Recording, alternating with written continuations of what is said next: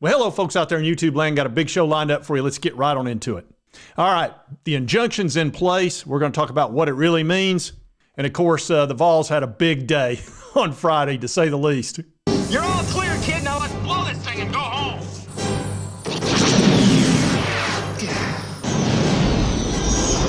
Stand by.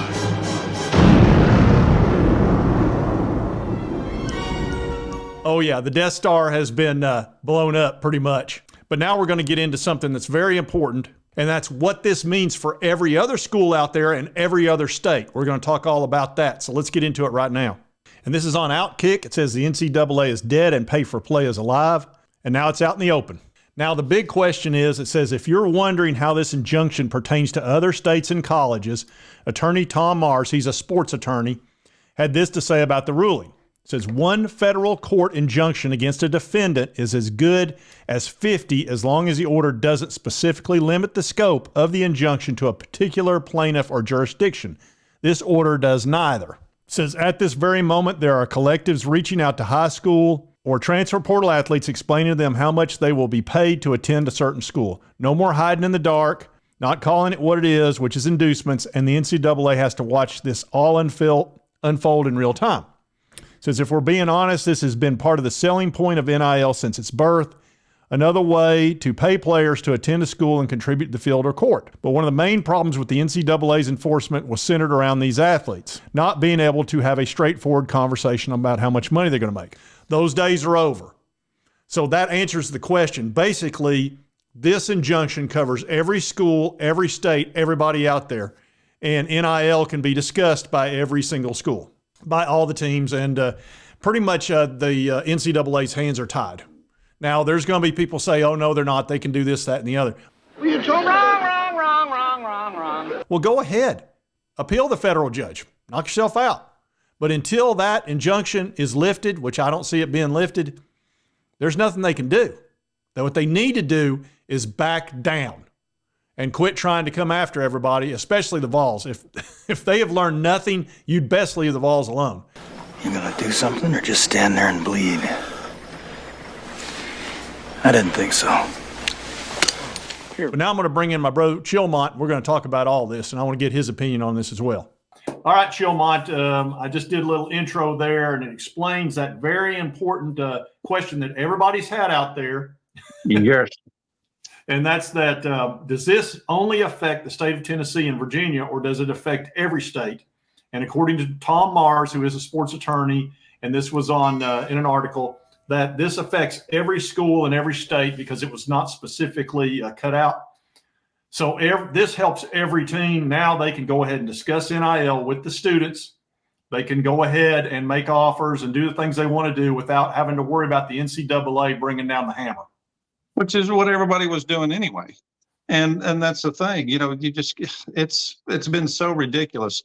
And that's why the judge found for us, they were indefensible what they were saying. It would be like you accepting a job at another place, say, okay, you got to quit your job, come start working for us, then we'll talk money. No, you got to get that settled before you ever take the job. But that sentence is apparently huge. I didn't know that. I'm certainly not a lawyer or anything, but man, if that makes it nationwide, which it does, I guess, that's even better. Everybody in the country should be applauding this. Yeah, I agree. Now, there's one other thing I wanted to show you. This is big. This is what the NCAA has focused on just recently, and they want to put a stop to this because it's obviously a big issue. And I'm going to pull it up for you so you can see it. It says, on Thursday, 247 Sports, Andrew Ivins reported that the NCAA sent out an email stating that schools can no longer decorate prospects' hotel rooms on official visits, and added that all cookies, cakes, and snacks must be handed to recruits in the lobby. You serious? I mean, this is the crap that they've been citing people for, just this nitpicky BS. It's like two cookies is okay, 3 cookies and it's a type 1 violation or whatever. I mean, it's nuts. They love the ticky-tack stuff. I know. I mean, it's absurd. It's ridiculous. Who gives a crap about cookies? But they really make a big deal out of stupid crap like that. They literally just gave FSU a 5 scholarship reduction and a 2-year show cause on their offensive coordinator and a 3-game suspension because he drove a kid to an NIL meeting. They got rid of our coach, which was Bruce Pearl back in the day, over a barbecue sandwich because a kid was at a barbecue. That's the kind of, they love ticky-tack nonsense. Yeah, if he'd have taken him out to dinner at Ruth's Chris, that'd have been fine. But having him at his house, somehow that's a fireable offense. Obviously, the NCAA hates us, and so does ESPN, as every Vol fan knows. But, this is just craziness. It's like they focus so much on this little silly stuff. Back before the NIL, you should be focusing on paying players when was clearly illegal then, or giving guys passing grades who failed. Focus on the major stuff. There's got to be some policing. But now this NIL thing, which they fought the whole way, along with all the transfer stuff, as we mentioned, they're standing on these hills that don't make any difference to fight to the death. Yeah, they definitely have too much power, and they don't respect other people's rights. They believe that they are all powerful, and it just doesn't work that way. Plus, the argument against the induction or injunction was that it hadn't really done us any harm. Well, of course it had done us harm. Anytime you have the cloud of the NCAA over you, it hurts recruiting. It hurts finding new coaches. It affects the fans. It affects everything. Yeah, donations, everything. Yeah, and 2 years of that crap, that affected our recruiting for a long time with the Pruitt situation, and now we don't have to worry about that. Nico's safe, which is huge. Love that. Yeah, I think I saw just this morning there's some big, I don't know if it's a 5-star lineman or whatever, offensive lineman is now coming to look at Tennessee the day after the announcement of this injunction. Yeah, it definitely takes the cloud off of us. And what they wanted to do was suspend Nico. They wanted to suspend him and to make an example out of him and the University of Tennessee and to hit us with probably a bowl ban or something because of repeat offender nonsense. And that's pretty much what they had told Pat Forday. Obviously, that's why he was running around like he was. Oh, yeah. He wanted – well, the last thing they want is for Tennessee to be in the top tier of the football world. Obviously, they don't want that, and of course, ESPN doesn't.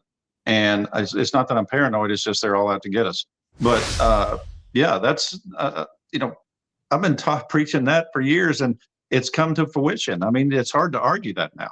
Yeah, what they need to be doing is focusing on helping the student athletes better and working on contracts that are a little bit more standard and quit getting in the way of NIL. They need to start helping the student athletes, and I think they'd get a long way.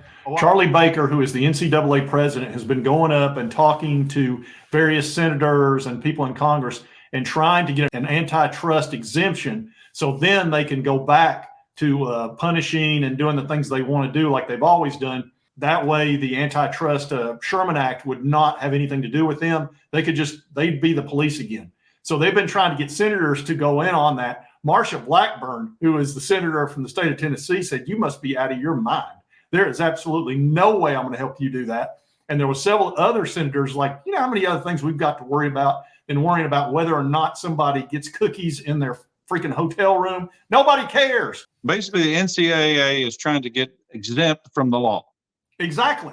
They want Congress to give them an exemption from the law. So the law no longer applies to them. Yeah, that's a great idea. What could go wrong with that? Yeah, I mean, exactly.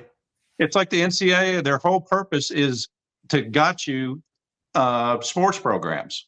Yeah, basically what it is, this judge just creaked him. When he came in with his decision, it just wrecked him. I am the law. Drop your weapon. Yeah, the NCAA thought, and apparently trying to get senators to let them be above the law. I mean, that's what it boils down to. They want to be above the law.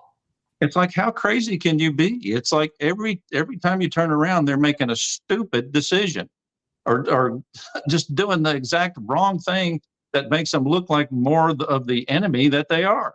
If anybody wants to know why politicians don't retire, even when they get really, really old, and this is not a political comment. I'm talking about senators, congressmen, anybody out there.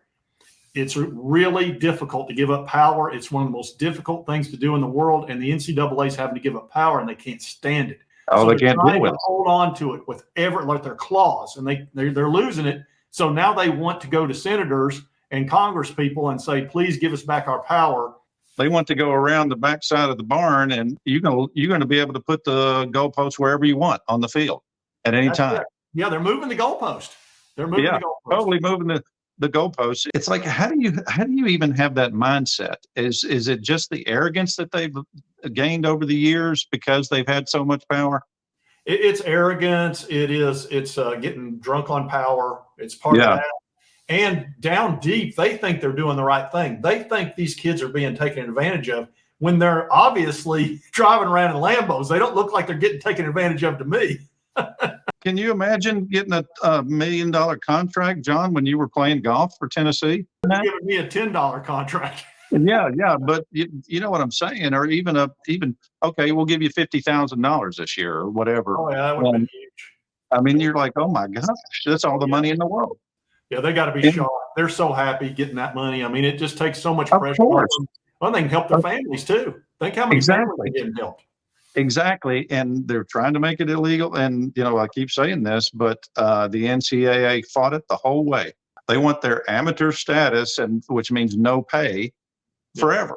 And how does that benefit the players? It doesn't. It benefits the schools, and because the athletic departments can make a crap ton of money, which they already do. It's like, how can you be in favor of not allowing the players to be paid when they're the ones out there getting beat up and making the catches and the baskets and all that, and the years of work in the gym and blah blah blah?